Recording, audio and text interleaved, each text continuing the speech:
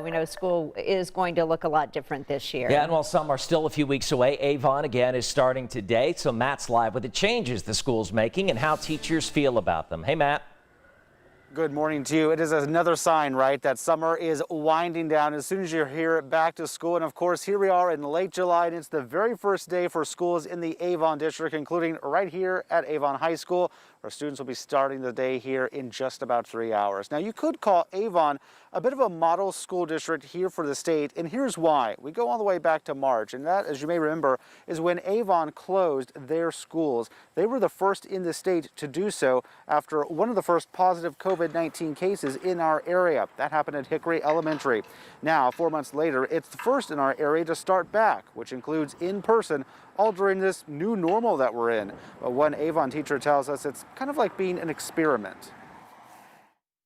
We just really don't feel that it's the safest choice or the best choice for students or staff to be in the building without any data showing what that does to numbers.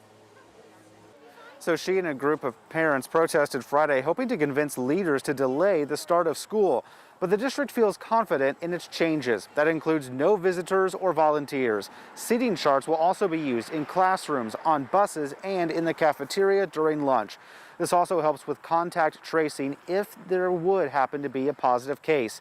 At recess, classes will stay together and to a specific play area each day. So, for example, one teacher's class may be at the swing set today and the basketball court tomorrow. There will also be schedule changes to include more time between lunch periods in classes like art and band to allow for more cleaning of shared items and spaces. And there's also a trial period where families can switch between in-person or online learning by next Friday. Of course, normally we are inside showing you the changes that have been made to classes and classrooms. But again, Ben and Julia, it is because there are no visitors allowed here for the school year. That's going to be a hard adjustment for a lot of parents. Thank you, Matt. And as kids head back to the classroom, want to take a look at the COVID-19 numbers in Indiana. We did see a dip in numbers, but unfortunately, we're back above 800 new coronavirus cases here in Indiana. Yesterday, in fact, 809 Hoosiers tested positive. If you look at the graph here over the past month, the number of new cases has been steadily increasing. We're seeing some positive signs, though. The number of deaths from coronavirus are going down. Nationally, governors around the country are rolling back on reopening plans as COVID-19 cases rise. Others are making masks mandatory in their states in hopes it'll help reduce the spread. A survey from NBC found almost 70% of adults say they wear some sort of or protective face covering every time they leave the house. I think it's great, honestly. Like, the spread of COVID is getting out of hand in a lot of other states. And during the president's coronavirus briefing yesterday, he announced a contract with Kodak to make critical ingredients for generic drugs. The president plans to use the Defense Production Act to provide a $765 million loan to help with the launch of Kodak Pharmaceuticals.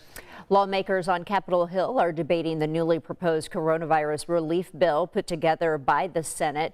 Partisan battle lines are quickly forming over the $1 trillion plan, though.